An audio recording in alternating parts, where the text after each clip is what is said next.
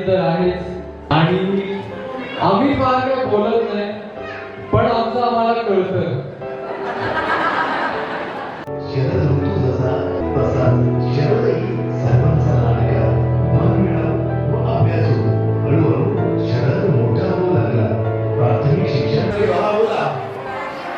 12